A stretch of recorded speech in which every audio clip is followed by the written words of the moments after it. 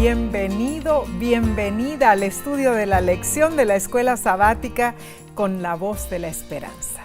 Gracias por acompañarnos y por compartir este repaso con tus familiares y amigos por las redes sociales. Es nuestro sincero deseo que la bendición del cielo rodee tu vida, que Dios te dé entendimiento y, que te guíe en tus pasos siempre. Amén. ¿Qué te parece si pedimos una bendición divina? Padre que moras en los cielos, para nosotros es un privilegio estar delante de tu presencia y dejarnos utilizar por el Santo Espíritu.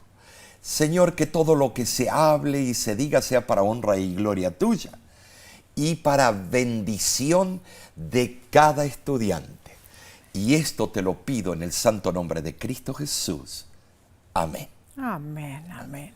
En esta ocasión, Omar, saludamos a Isabel Pivaral.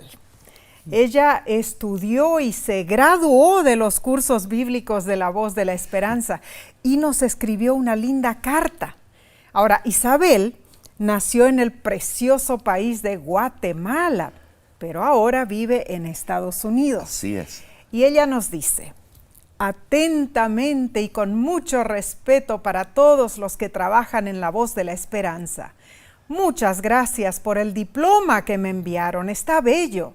Cuando era niña, un señor nos visitó y nos invitó a escuchar el programa de radio de la Voz de la Esperanza. Pasaron los años y al venir a este país los encontré por las redes sociales. Gracias por todo lo que hacen. Un día los conoceré en el cielo. Gracias, ¿no es cierto? Amén. Por su linda carta, hermana Isabel. Claro que sí. Dios siga animándola a estudiar la palabra de Dios. Que las verdades bíblicas inunden su vida de sabiduría y esperanza en Cristo Jesús. Amén, amén. Bien, Omar. Demos comienzo entonces a la lección número 5 para el 3 de febrero 2024. Se titula ¿Cómo cantar la canción del Señor en tierra extraña? Ay, ¡qué emoción! ay, ¿verdad? Qué lindo.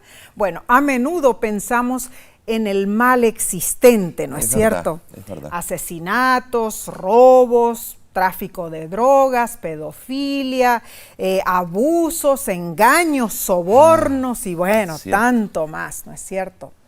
Tristemente, el sufrimiento y el mal plantean, incógnitas desconcertantes en la mente de muchos.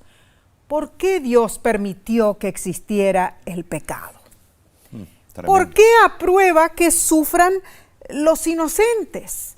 ¿Por qué permite que continúe el pecado y el sufrimiento?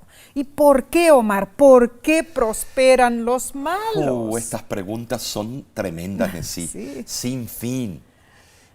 Muchos de los secularistas los escépticos hacen estas preguntas para negar la eficacia de la Biblia y de Dios. Así es. Algunos incluso se atreven a indagar si las promesas de Dios en la Biblia han fallado. Y esos son algunos cristianos. Otros van más allá y preguntan si la Biblia y sus promesas son engaños inventados por mentes piadosas que no tienen base en la realidad. O sea, estaban ahí en el limbo. En medio de toda esta confusión, deseamos ser fieles a Dios. Amén. ¿Cómo lo podemos lograr? Bueno, el texto de esta semana está en Salmo 137, versículo 4. Y es muy interesante porque este versículo da en el punto.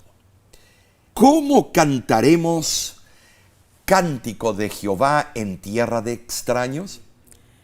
Bueno, el Salmo 137 en realidad es llamado acertadamente el lamento de los cautivos, porque describe la suerte de los israelitas en su destierro. Así es. Lógicamente, cuando vemos el sentimiento expresado en la pregunta del versículo, es demasiado natural para necesitar una explicación, ¿verdad? Los trovadores, los cantantes israelitas, guardaban silencio. Sus amos se burlaban de ellos, pidiéndoles que afinaran sus arpas y cantaran los cánticos de Sión, pero los cautivos estaban muy apesumbrados. El salmista, es interesante, expresa el profundo dolor de Israel durante su exilio y su solemne voto de no olvidar nunca la ciudad santa. No se oía ningún cántico de alabanza entre ellos. Sus arpas colgaban de los sauces y sus recuerdos de Sión los llenaban de tristezas. ¿Saben así? Atraídos por una simpatía común, un compañerismo de sufrimiento, también se reunieron en grupos a orillas de los arroyos, arroyos babilónicos, por supuesto, claro. Y expresaron su profundo dolor en suspiros y muchas veces en lágrimas.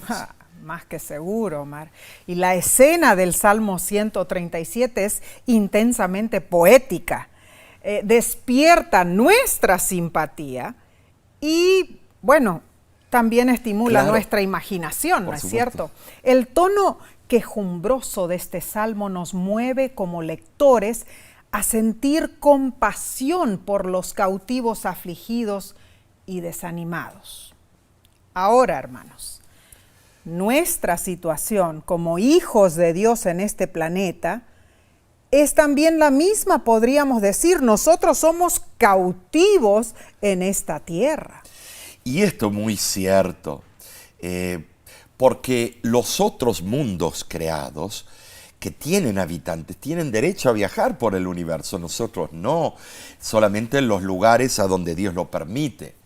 No es necesario profundizar el estudio del libro de los Salmos para descubrir que fueron escritos y pronunciados en un mundo imperfecto, de pecado, de maldad, sufrimiento y también muerte. Ahora, en sí, la creación, y la creación que vemos todos los días, la creación estable de este mundo, dirigida por Dios y sus leyes justas, está constantemente amenazada por el mal. Así es. Siempre. Y a medida que el pecado corrompe, la tierra se convierte cada vez más en una tierra extraña para el pueblo de Dios. Esta realidad fue lo que creó el problema para el salmista.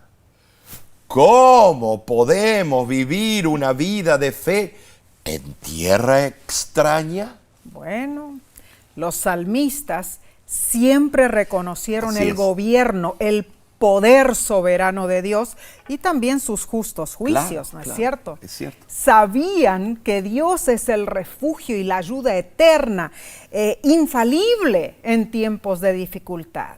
Por esa razón se sentían perplejos, desconcertados ante la aparente ausencia de Dios y la proliferación del mal.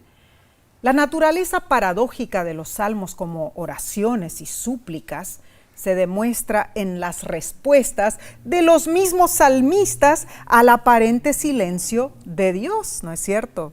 El comentario de Juan Calvino sobre Salmo 137:4, este teólogo, este profesor de Biblia, es muy significativo, fue un reformador.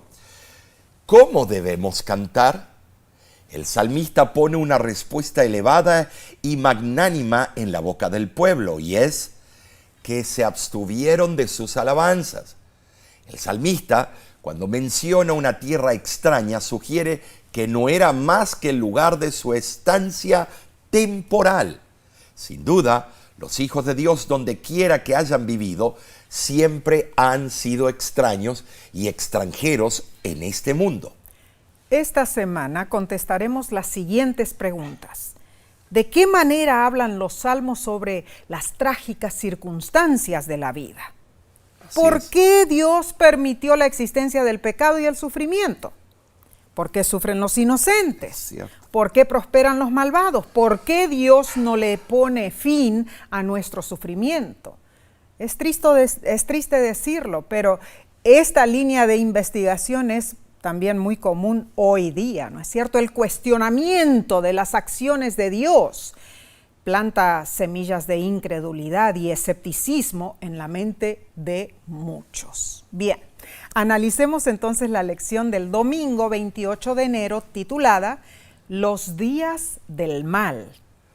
Los salmos son más que bonitos cantos de alabanza a Dios. Están destinados a ejercer un impacto en nuestra comprensión de cuestiones complejas, como la existencia del pecado y el sufrimiento. Al analizar los salmos, a la luz de este desafiante tema, nos maravillamos ante la cruda honestidad de los salmistas en sus oraciones. ¿Sabes? Su franqueza nos recuerda que nosotros también podemos preguntar y expresar nuestras dudas al Señor.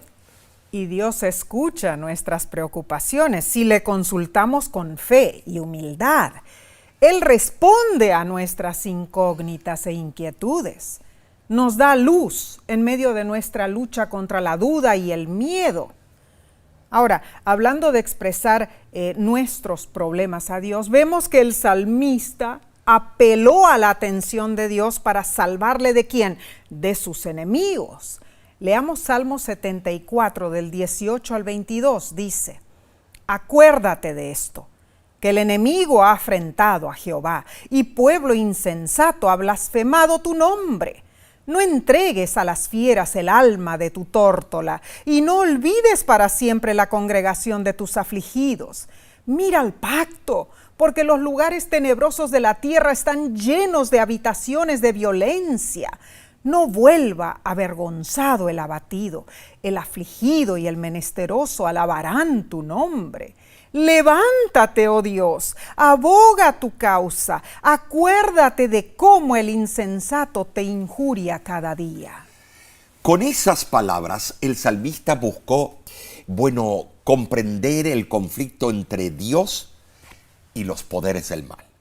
Y señaló la insondable paciencia de Dios y su infinita sabiduría. El Salmo 74 es notable porque quizás se compuso después de que Nabucodonosor tomó la ciudad de Jerusalén. Describe vívidamente la desgracia de los judíos y destaca la destrucción, del templo. El poema tiene una temática elegíaca, o sea, melancólica. Consta de 7 estrofas irregulares, que contienen un notable parecido con el libro de Lamentaciones atribuido a Jeremías. Es interesante que en el siglo XVI el Salmo 74 fue uno de los himnos de batalla de los calvinistas escoceses y de los hugonotes franceses en las montañas cebenas. Los exiliados valdenses, después de su pavoroso viaje invernal a través de los Alpes, también cantaron el Salmo 74 al entrar en Ginebra, su ciudad de refugio.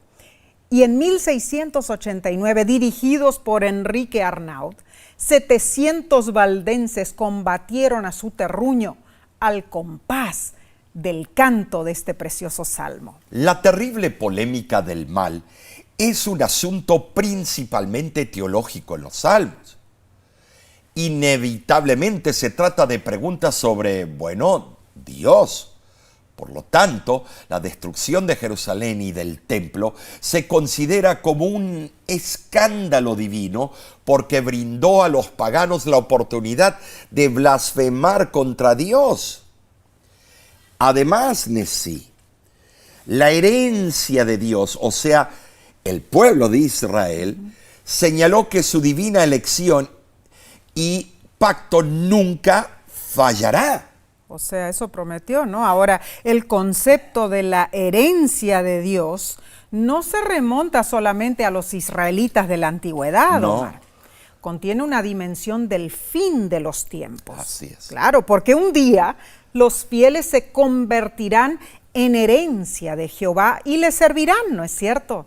La noción de que las naciones del mundo invadieron la herencia de Dios amenaza estas promesas divinas. Y muchos se preguntan, ¿han fracasado las promesas de Dios en las Escrituras? De ninguna manera.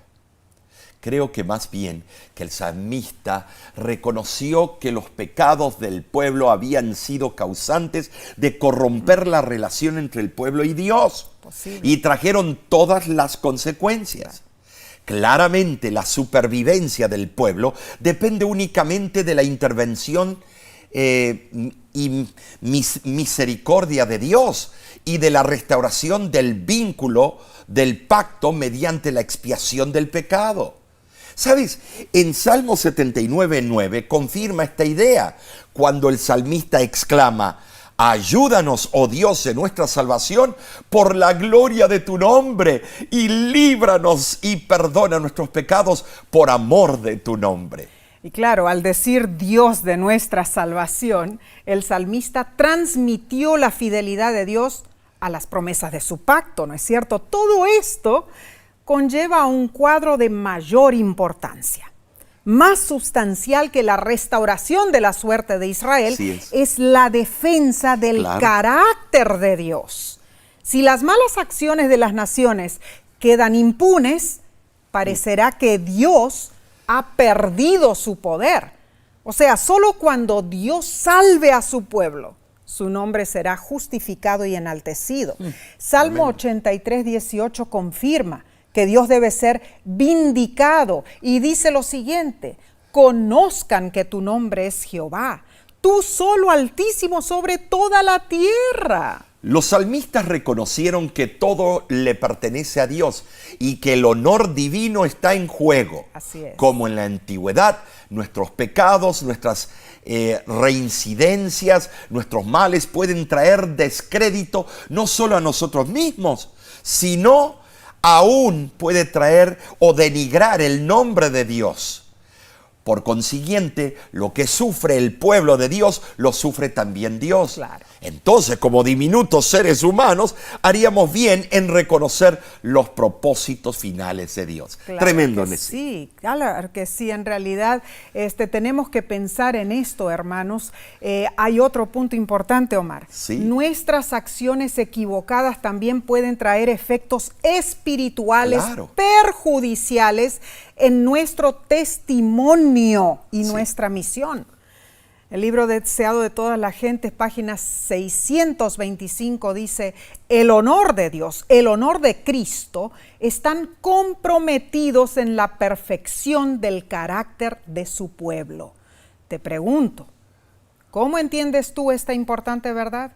¿Qué debería significar esto en tu vida espiritual? Hermano, hermana, muchas personas han sido desviadas de la fe por las acciones de los que profesan el nombre de Cristo. Debes velar cuidadosamente tu testimonio. Continuaremos estudiando en unos segundos.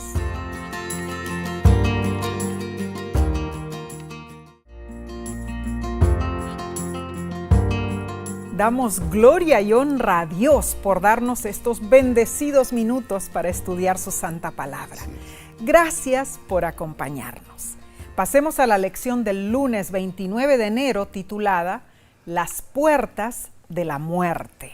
¿Sabes, Nesí? Yo me acuerdo cuando nosotros acampábamos en las florestas y a veces en los desiertos. ¿Cierto? Íbamos con la iglesia. Solíamos contar anécdotas misteriosas y hacer preguntas que causaban miedo. Claro. Cierta vez estábamos nosotros todos juntos acampando con los hermanos de la iglesia en el Parque Nacional de las Secuoyas, ¿te acuerdas? Sí. Y alrededor de la fogata estábamos, la conversación giró hacia una pregunta en principal. ¿Te acuerdas?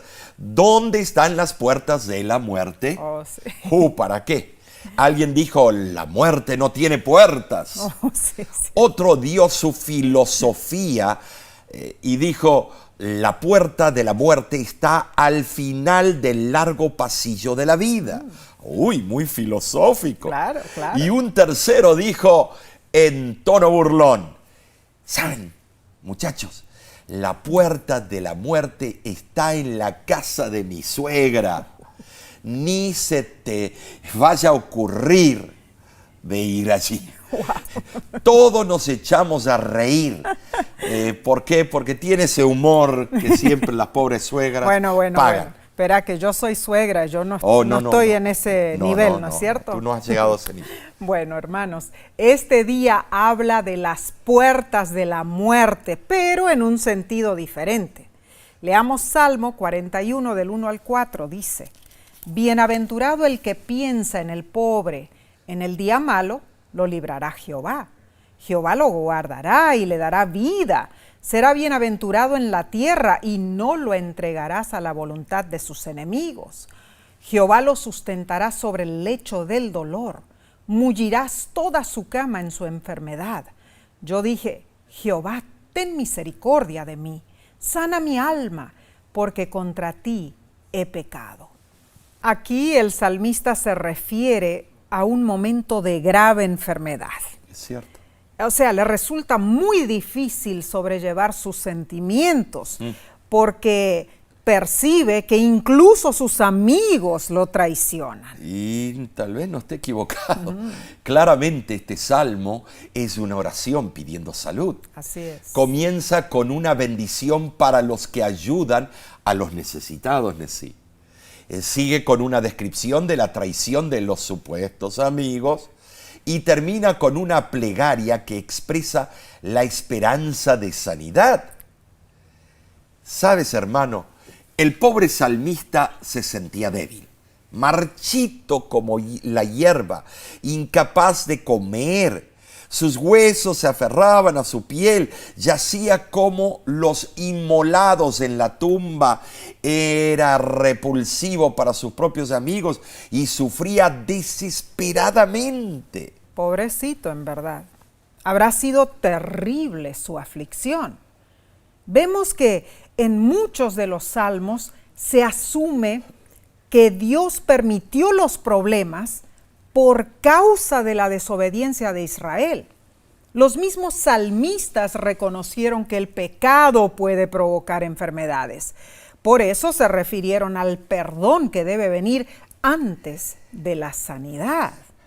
Ahora, estas plegarias por la salvación de la enfermedad y la muerte demuestran que los hijos de Dios no estamos exentos de las desolaciones.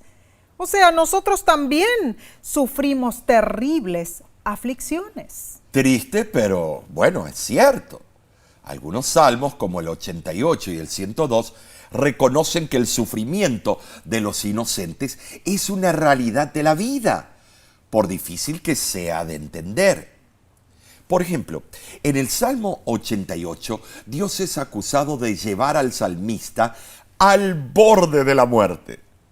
Sin embargo, observemos que incluso cuando se expresan las quejas más atrevidas, el lamento del salmista es claramente un acto de fe, porque si Dios en su soberanía permite los problemas, Él puede restaurar el bienestar de su hijo. Amén y amén por eso. En el umbral de la tumba, a las puertas de la muerte, el salmista no presentó sus propios méritos, más bien recordó las maravillas, la bondad, la fidelidad y la justicia de Dios. Claramente, a pesar de sentir que ha sido golpeado por Dios, el salmista se aferra a Él. Aunque él sufre, no niega el amor de Dios y sabe que Dios es su única salvación. ¿Qué lección podemos aprender de esto? Bueno, yo diría que tanto el hecho de que Dios permite el sufrimiento como el hecho de su liberación son demostraciones de su soberanía suprema. ¿Saben, Nesí? Saber que Dios tiene el control nos inspira esperanza. Amén. La esperanza de un Dios que sana, redime y salva. Cuando leemos el Salmo 88, a la luz del sufrimiento de Cristo, nos asombra la profundidad de su amor. Gloria ¡Qué a Dios! maravilloso es esto! Amén. Nuestro Salvador Jesús estuvo dispuesto a atravesar las puertas de la muerte por nuestro bien, por el tuyo, el mío, Nesí. Alabado sea Dios. Es necesario que nos compenetremos en Jesús, en la cruz, en lo que Él sufrió a causa del pecado. Y la lección nos pregunta, en medio de las pruebas, ¿cómo debería ayudarnos a mantener nuestra fe la realidad de que Dios en Cristo sufrió peor que cualquiera de nosotros? Es una pregunta tremenda y bien profunda. Seguro. Me impacta leer la cita, ¿sabes?, de la hermana White cuando su hijo estaba por fallecer. Sí. Es muy emotiva. En su carta 64 de 1894, ella escribió lo siguiente, y lee conmigo, profundiza estos conceptos. Cuando nuestro hijo mayor Enrique estaba a las puertas de la muerte, dijo: el lecho de dolor es un lugar precioso cuando contamos con la presencia de Jesús. Cuando nos veamos obligados a beber las aguas de amargura, apartémonos de lo amargo y busquemos aquello que es precioso y que irradia luz.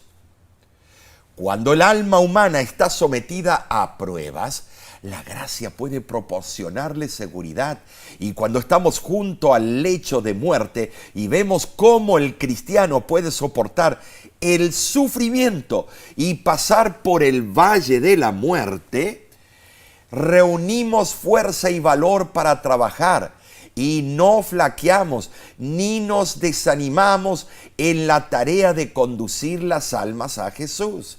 Tremenda cita, ¿no Oh, es cierto? es tremendo. ¿Cómo una madre pudo escribir esto? Impresionante, la verdad, sufrir la pérdida de un hijo es Sí, un dolor así es. incomparable, ¿no es cierto? Ya. Solo Dios puede darnos un claro discernimiento y el antídoto contra la aflicción, hermanos. Amén. Solo cuando la amargura se mezcla con el amor de Jesús, Él puede endulzar Así la es. aflicción y sí, como explicó la hermana White, puede convertirla en gozo, un gozo sumiso y santificado. Tremendo. Bien, pasemos a la lección del martes 30 de enero titulada ¿Dónde está Dios? Cuando estamos desesperados reclamamos. Somos reclamones, ¿no es Cierto. Siempre nos quejamos de todo. Y Dios comprende nuestro enojo. Oh, sí, Él lo entiende. Muchos salmistas se centraron en el dolor, en sentir que Dios los había abandonado.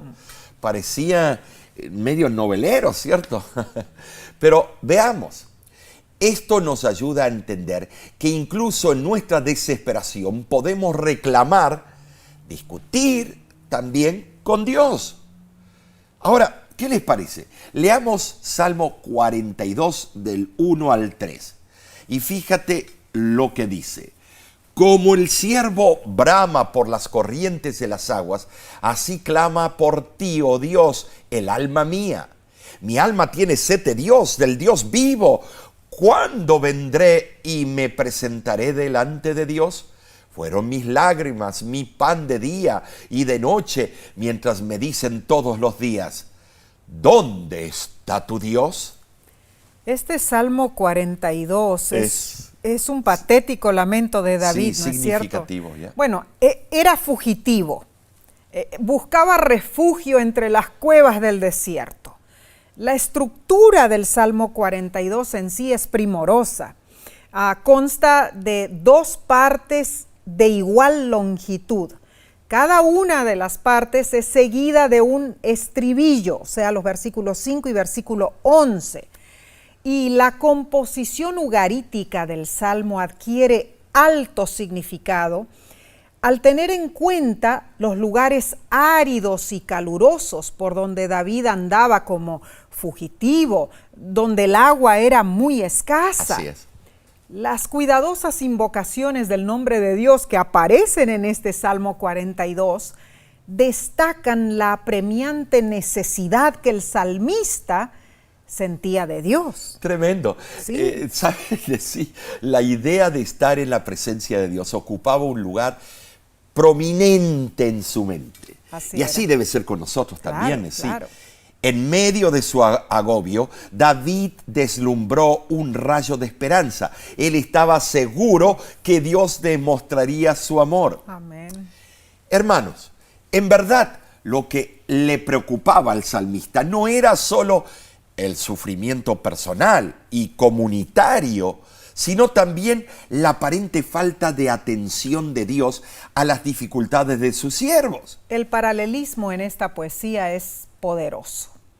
La ausencia de Dios se presenta como una sed intensa en tierra árida, como una angustia destructora y mortal. El salmista se sentía alejado de Dios y se comparó con pájaros solitarios. Salmo 102, versículos 6 y 7 dice: soy como un pelícano del desierto, soy como un búho de las soledades, velo y soy como el pájaro solitario sobre el tejado. Es interesante que se ponga un pelícano en el desierto cuando son pájaros grandotes que vuelan sobre el mar para pescar, pero él lo habrá visto. El desierto resalta la sensación del aislamiento de Dios. O sea, el pájaro solitario sobre el tejado está fuera de su nido, no tiene descanso. Ese pelícano no está en el lugar debido porque no puede pescar.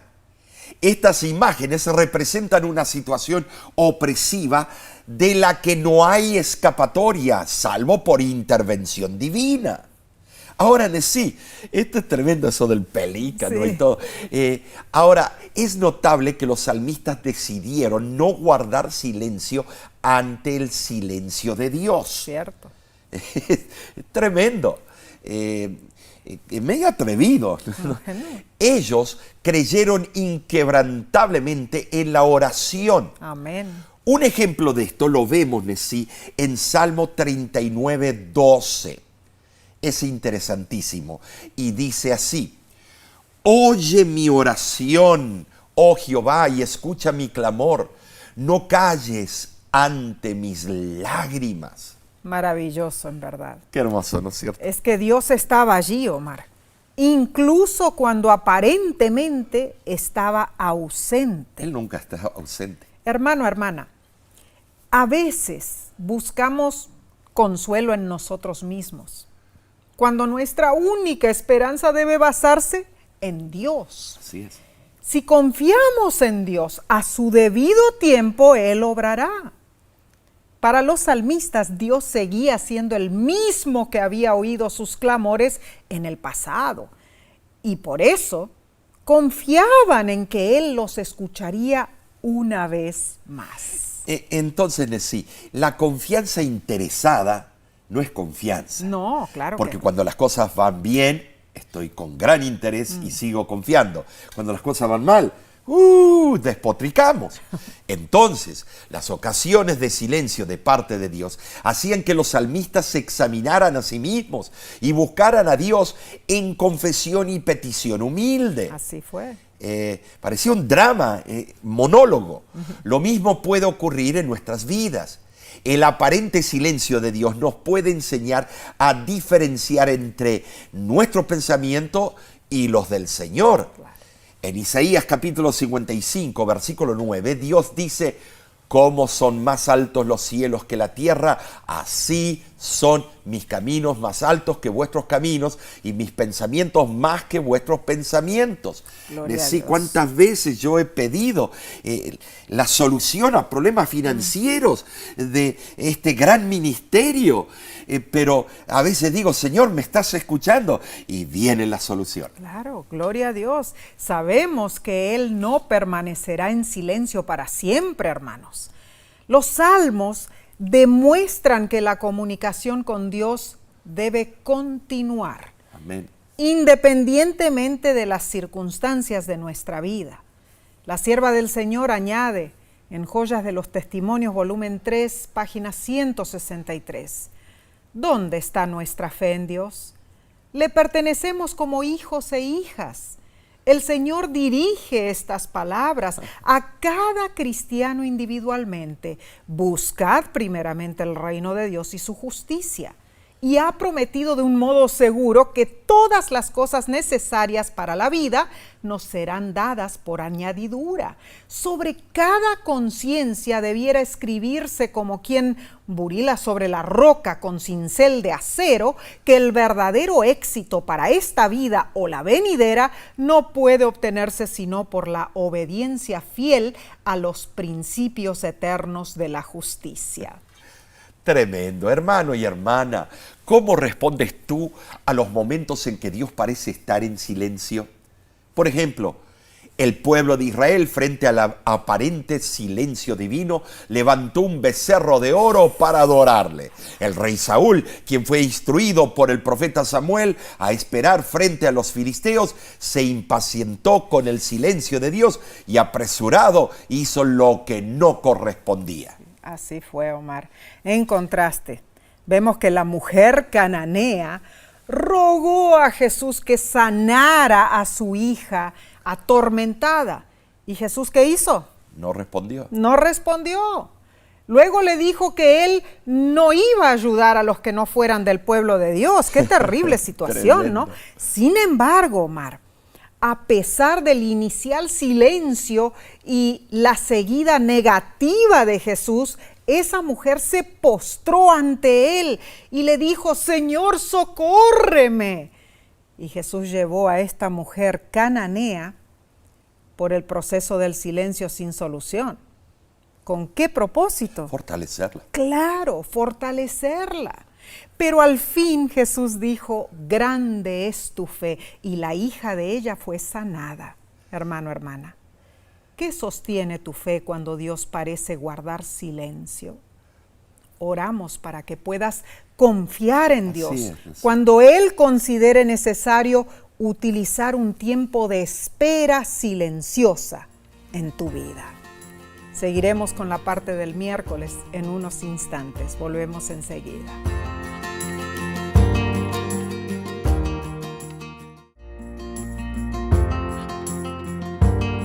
Alabamos a Dios porque nuestro socorro viene de Él. Gracias por estudiar con nosotros esta lección de escuela sabática.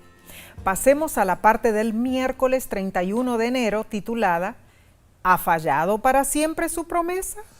¡Oh, tremendo! ¿Será retórico esto? ¿Por qué se hizo esta pregunta? Te invitamos como tarea a leer el Salmo 77.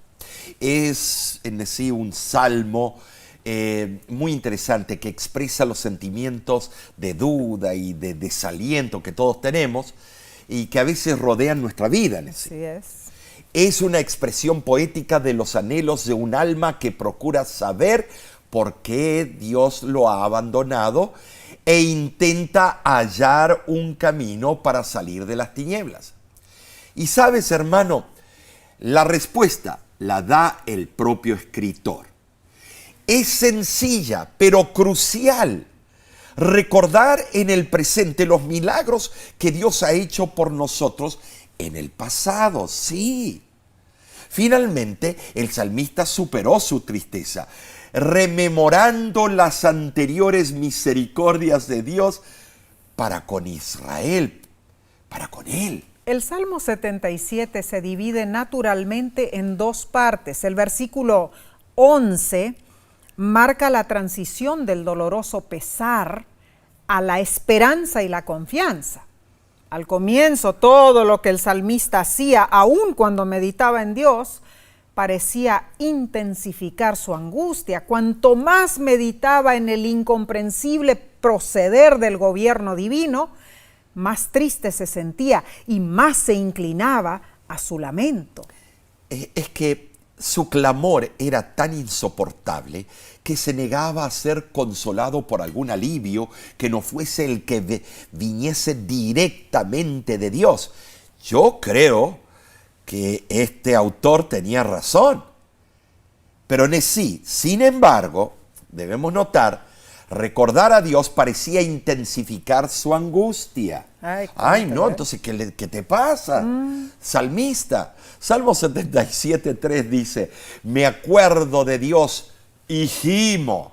Ay, por favor. Wow. En el hebreo original, jamás significa gemido, lo que a menudo representa el rugido de aguas embravecidas, como lo menciona Salmo 46:3. Claro. Esto da a entender que todo el ser del salmista se encontraba en un estado de intensa inquietud. Tremendo. Ahora, ¿cómo puede el recuerdo de Dios producir sentimientos tan fuertes de angustia, Omar? Sí, tienes razón. Bueno, en forma personal, yo creo que el salmista en ese momento solo se acordó de Dios, pero en el ámbito de la ira divina. Es cierto.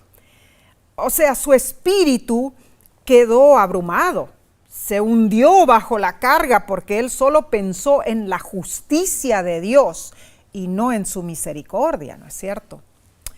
Y notemos esto, hermanos. Dios impidió que el salmista conciliara el sueño. ¿Para qué? Para que así pudiera meditar durante toda la noche.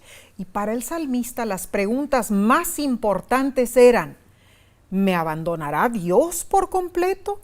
¿Abandonará el pacto que él hizo con Israel? Por lo que veo en este estudio, el marcado contraste entre los actos salvadores de Dios en el pasado y su aparente ausencia en el presente hizo, que el salmista se sintiera abandonado por Dios.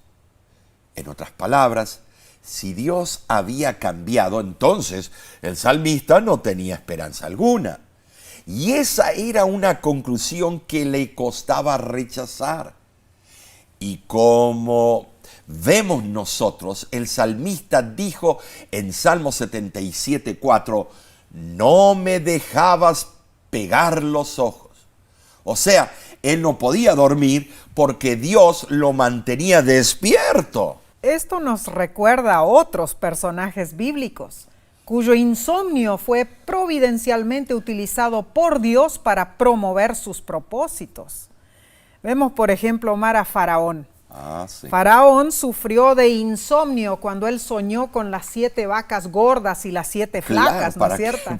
¿No es cierto? Y el rey Nabucodonosor, él se turbó y perdió el sueño. ¿Cuándo? Cuando vio la gran estatua de la historia de los imperios. Tremendo. ¿Y qué de la reina Esther?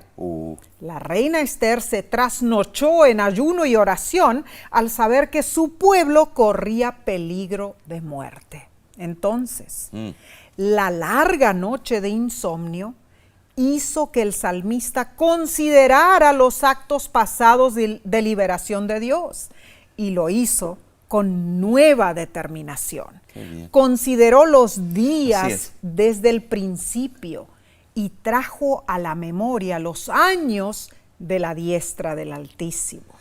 Sin lugar a duda, Nesí, a pesar de su quejumbre, el salmista reconoció que el amor de Dios y sus promesas eran los baluartes que mantenían su fe.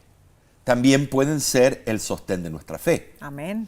Y notemos, hermanos, que la seguridad que el salmista recibió de Dios no consistió en explicaciones sobre su situación personal. Más bien, hizo una confirmación de la fidelidad y confiabilidad de Dios. Su esperanza cobró ánimo al esperar con fe en Dios. Reconoció que era el mismo Dios que había realizado innumerables milagros en el pasado de Israel. Y reconoció su incapacidad para comprender los caminos de Dios, su propia debilidad de espíritu. Realmente, hermanos, aunque los seres humanos no comprendamos, los caminos de Dios siempre son santos, justos, rectos. El salmista dijo en el versículo 19, tus pisadas no fueron conocidas. Así él aceptó que la mano guiadora de Dios es perfecta, incluso en situaciones en las que su presencia no es obvia a los ojos humanos. Finalmente, el salmista reconoció que Dios es simultáneamente revelado y oculto, por eso alaba sus caminos misteriosos y soberanos. En verdad, sí, esto es muy relevante, muy importante. La experiencia del salmista debería brindarnos consuelo cuando no encontramos respuesta inmediata a las preguntas de nuestra alma, nuestra vida. Por causa del pecado no podemos ver el cuadro completo. Sin embargo, podemos tener plena seguridad de que Dios guiará nuestros pasos a salvoconducto. Amén. Amén. Ahora, la lección nos invita a pensar en momentos pasados en los que Dios obró en nuestra vida y nos pregunta, ¿cómo puede eso ayudarnos a afrontar nuestros problemas hoy? Hermano, hermana, ¿tienes algún testimonio que desees compartir? Escríbenos a nuestro correo electrónico info@lavoz.org y cuéntanos tu experiencia con Dios. Repito, el correo electrónico es info@lavoz.org. Recuerda, debes siempre estar agradecido a Dios por su eterna protección y su amor. Bien, vayamos, Omar, entonces al estudio del jueves 1 de febrero, titulado Para que los justos no sean tentados. ¿Sabes? Me encantan estos títulos que le han puesto. Seguro que muy sí. buenos, muy significativos. La pregunta que muchos nos hacemos es ¿por qué prosperan los malvados? Yo me la he hecho, sí.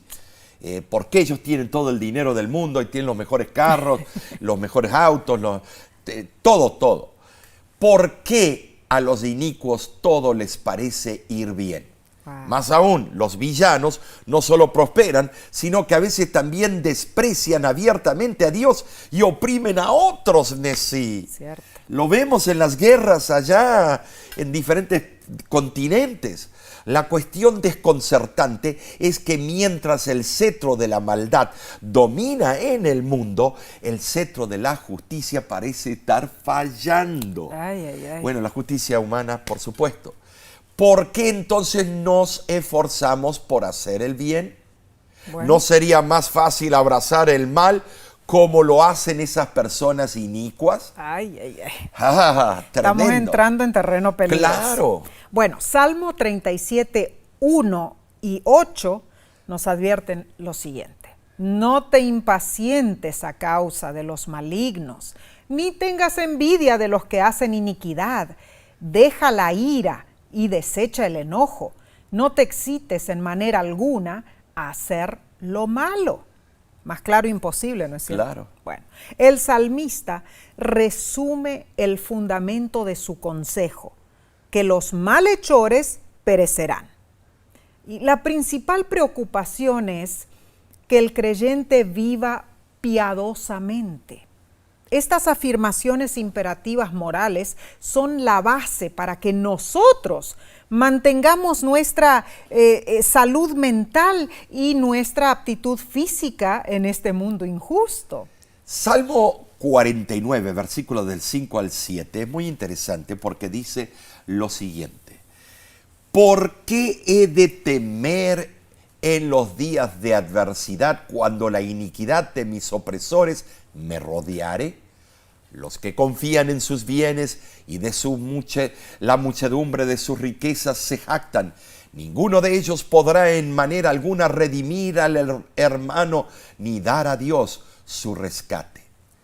Claramente, los inicuos son incapaces de postergar la muerte y al morir, los ricos quedan reducidos al mismo nivel de los pobres. Cierto. ¿Sabes, hermano? Este es un poema didáctico. Habla de la fugacidad de la existencia humana. Enseña del consuelo que se obtiene al considerar la recompensa de los justos. Ahora hay otro salmo que también lamenta agudamente la prosperidad de los malvados. Es el Salmo 73. Léelo en tu tiempo de devoción personal. El Salmo 73 explica el destino de los malos.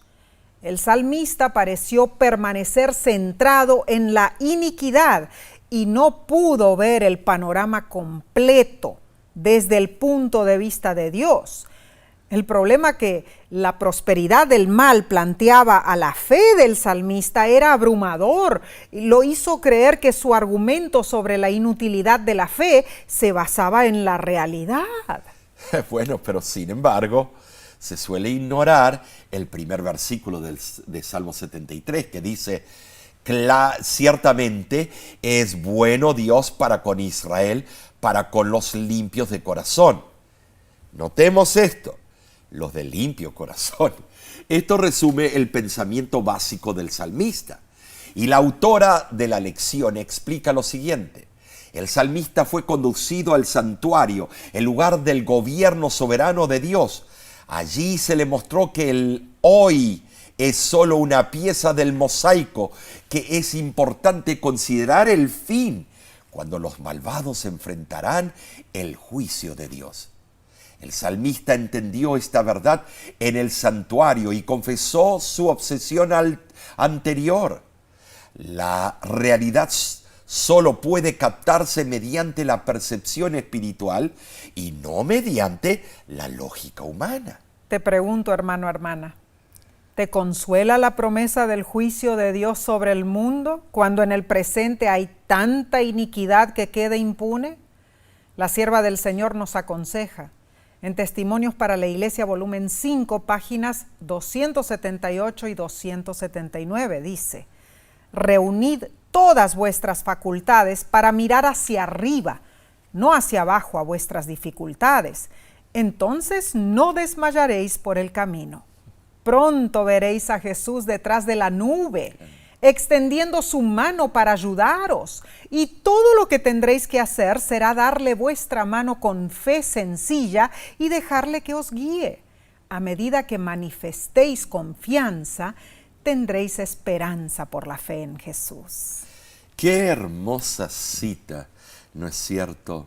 En tu tiempo privado puedes leer de vuelta esta cita. De verdad, toca las fibras más íntimas del cristiano. La verdad que este estudio ha sido un estudio objetivo. Como los salmistas solemos preguntarnos cómo podemos cantar la canción de Dios en tierra extraña.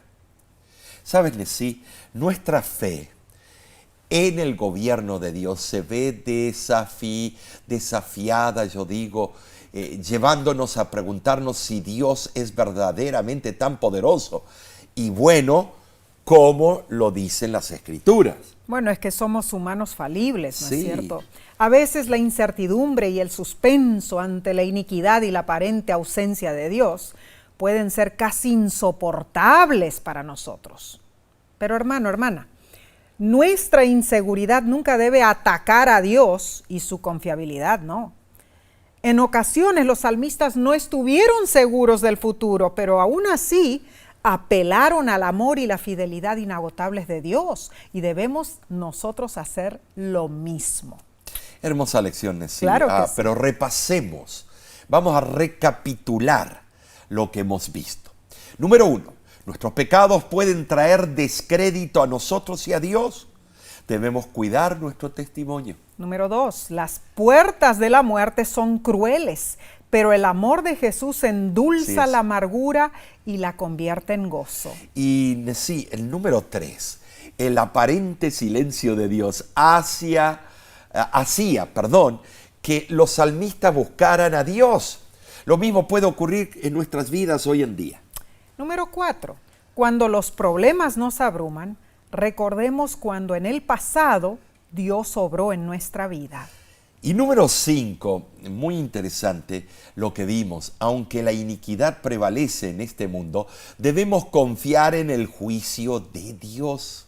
Hermano, hermana, posiblemente no obtengamos respuestas claras a nuestras desconcertantes incógnitas de este lado de la eternidad, pero debemos confiar en Dios, sin importar las circunstancias, recordar sus maravillas, estudiar más profundamente la Biblia y aferrarnos a sus promesas. Amén, sí. La semana que viene estudiaremos otros salmos impactantes. La próxima lección se titula Me levantaré. Te invitamos a unirte nuevamente por este medio. Y también, Omar, invitamos a nuestros amigos, amigas, hermanos y hermanas a conectarse este viernes, ¿no es cierto?, al tema que has preparado. Está muy interesante. El título es Los tres Elías. Oh, tremendo, estimados. Ha causado mucha polémica este tema. Escúchalo. ¿Qué te parece si invitas a personas que no han conocido nuestro canal y invítalos a escuchar, a vernos y ayúdalos a que se suscriban a nuestro canal? Amén. Nos despedimos entonces, Omar. Dios te bendiga y te guarde. Dios haga resplandecer su rostro sobre ti y tenga de ti misericordia. En este momento te decimos hasta la próxima.